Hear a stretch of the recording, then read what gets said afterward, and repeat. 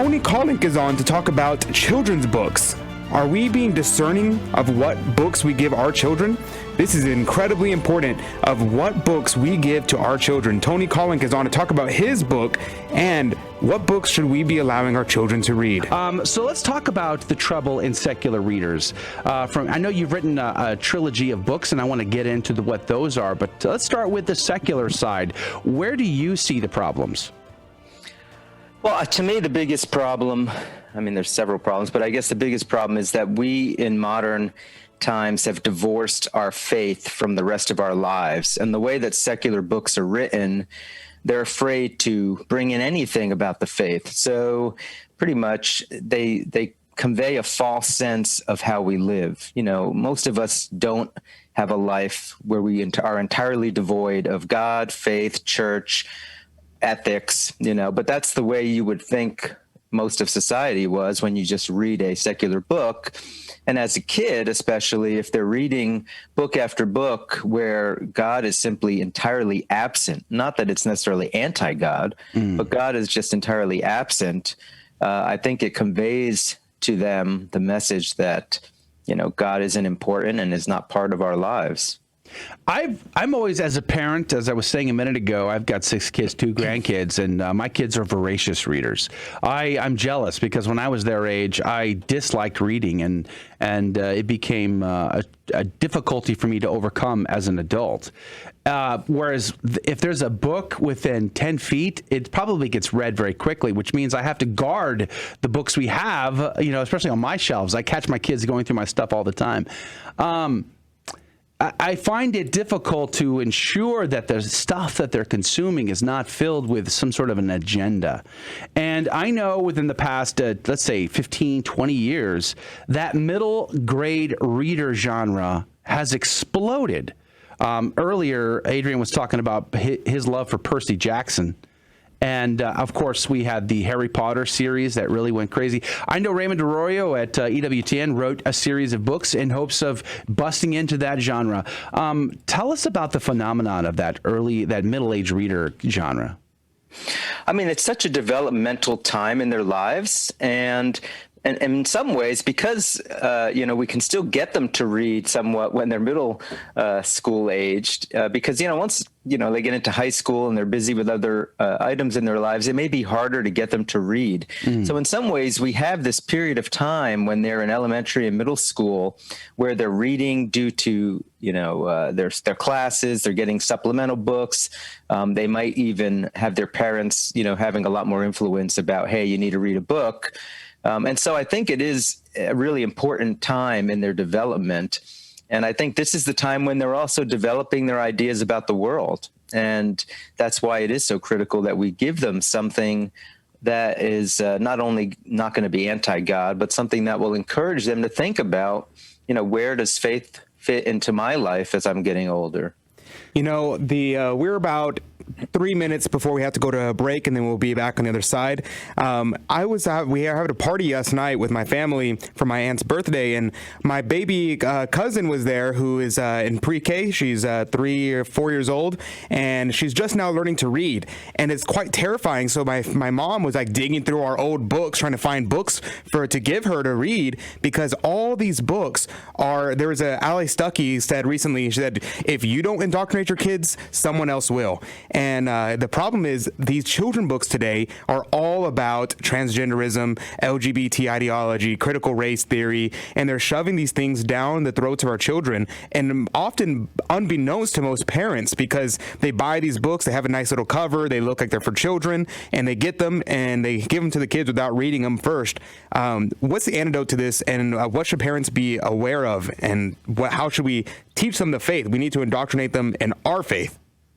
Yeah, there is no doubt that, you know, people have an agenda. Publishers have an agenda. I mean, they've always had an agenda of some sort. But like you pointed out, I mean, now the agenda is something that probably to most of us who are a little bit older as parents, you know, it would be shocking to think, really, that's your agenda? That's what you want to push to, you know, the littlest of children. But the reality is that is actually what's happening. So I think, you know, the answer is A, have great, you know, alternatives to that, you know, to those books that are out there. And B, have a way for parents to find those books. I mean, there are a lot of really good books for little kids that are clearly, you go to a trusted publisher, somebody that isn't going to put something like that out. Find places where they review these kinds of books and from a family-friendly point of view, so that you can be sure that you're not feeding something. And then frankly, read it yourself. I mean, kids' books aren't that difficult to read. Read it yourself as a parent first and make sure that it's something that you're okay with. Yeah, that's a good point too. Read it yourself first. My wife has been the gatekeeper of many of that literature at our house, so we know how that goes.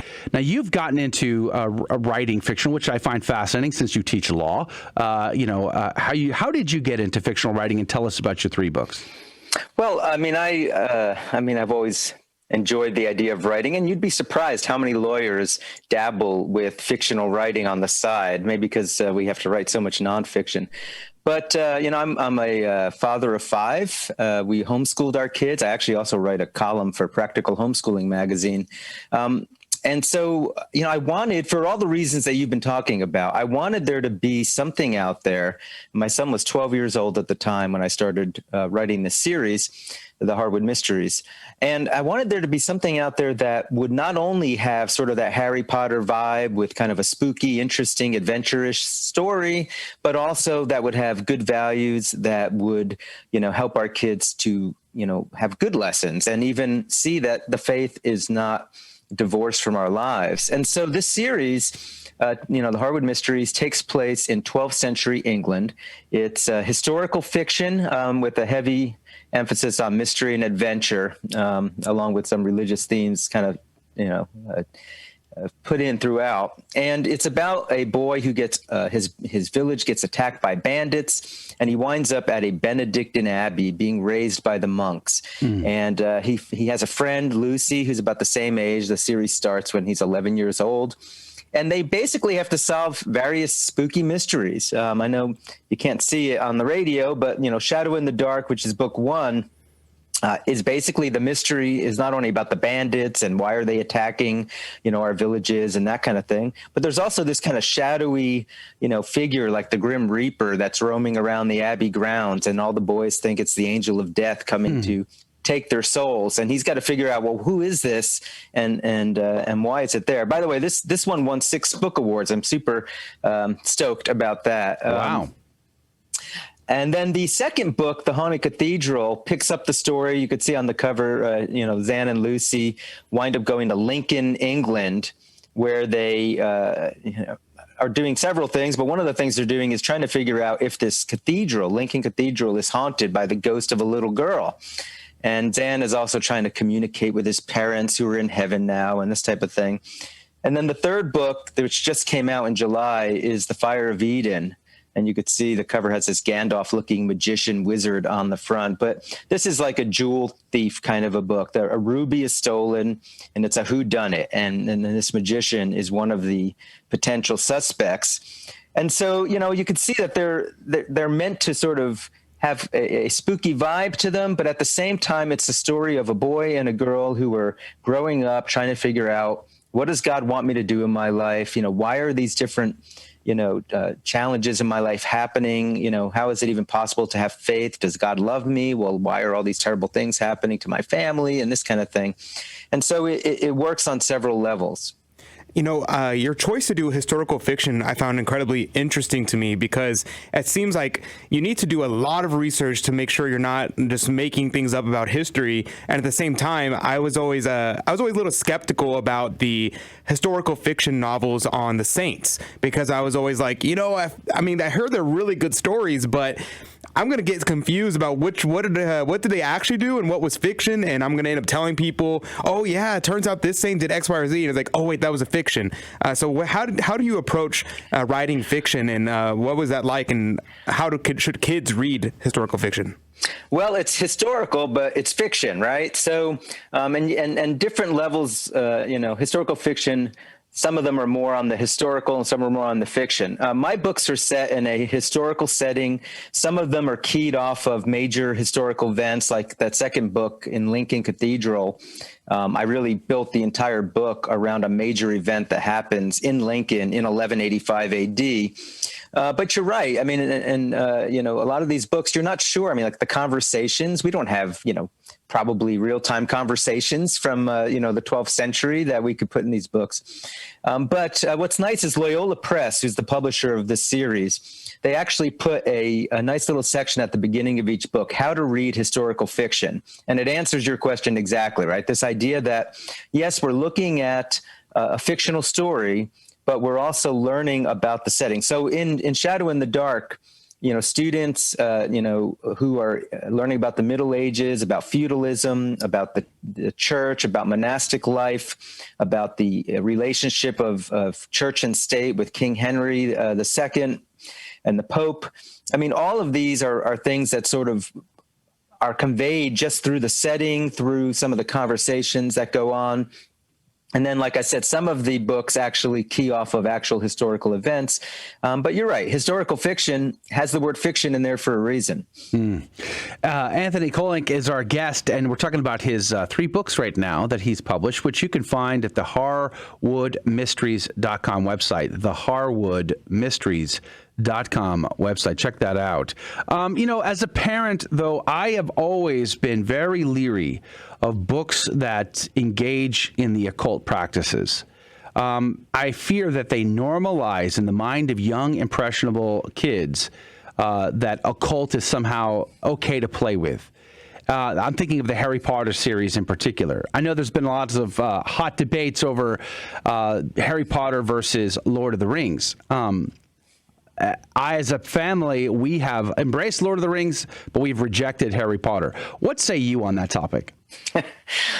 Well, when my kids were small, we rejected Harry Potter and embraced Lord of the Rings. But you're right; it is a little tough to, when you've got all the magic in the Lord of the Rings, it's hard to explain to somebody, well, why is that magic okay, but the magic in Harry Potter is not? To tell you the truth, I really enjoy the Harry Potter series now. And as my kids got older, obviously you have to allow them to, be themselves and explore and a little bit more than when they're younger. But maybe the most important thing that you said is that, you actually were paying attention to what was going on as a parent, and you might have even had those conversations with the kids if you're going to be talking about these things. What's interesting, and I look at that in my books too, because I want to kind of have the spooky vibe, but I don't want to introduce kids to the occult by any means. So I'm always sort of having to straddle that line. Like the second book is about, is this cathedral haunted by the ghost of a little girl? And one of the conversations that Zan, my main character, has with one of the monks is, well, what's the difference between a saint and a ghost? Because the monk is like, well, no, this cathedral's not haunted by a little girl. And Zan is like, but wait, you told me that, when people die, they're in heaven and we can communicate with them, through the communion of saints. So what is that about? And these things are important conversations to have. And so, yes, I think we need to be careful not to introduce kids to the occult. And that's partly why you have to trust the publisher and the author that you're getting this from. We have just about 3.5 minutes, maybe 4 minutes left in our conversation with Anthony Kolenc, and I kind of want to transition to something tangibly related, and that is parental rights. The Catechism says that we as parents are the primary educators of our kids. We're homeschoolers, and many families are having to wake up to the reality that if they don't speak up, they're going to lose absolute control over what gets taught to their kids, especially in public schools. How do you see that? You're an attorney. You teach the law. How do you see the where we're at now versus where we're going when it comes to parental rights to homeschool or to even be engaged in the conversation at these public school meetings and whatnot? Well, and I appreciate that. And as an attorney, I also write a legal column for Practical Homeschooling magazine. So I do stay in touch with these issues. There's good news and bad news. The good news is that parental rights are a real thing. The Supreme Court that we currently have at the U.S. Supreme Court level, I think, probably has a lot of justices who believe in parental rights. And so in some ways, homeschooling, the ability of parents to teach their kids, in some ways has never been better than right now, in the sense that, we have the freedom to do these things. The bad news is, in some ways, we may have already lost the battle at the public school level and in many private schools because, so much has happened and we don't have a lot of control. And, you're one parent on a school board trying to voice an opinion. And these curriculums are coming down from publishers with agendas. And so in some ways, that's why so many people have turned to homeschooling. I'm sure that's probably something you thought about when you started homeschooling your kids. It's because you really don't have that control. Now, maybe if you're sending your kids to a good Catholic school, you feel a little better. That's why I'm a proponent of homeschooling. But do you see there's going to be an issue with states that are going to be imposing, because every state can have its own rules when it comes to homeschoolers in particular, and we are seeing some states now wanting to audit what homeschoolers are teaching their kids? Yeah, and this has always been a concern with homeschoolers. They want the freedom to teach their kids as they see fit.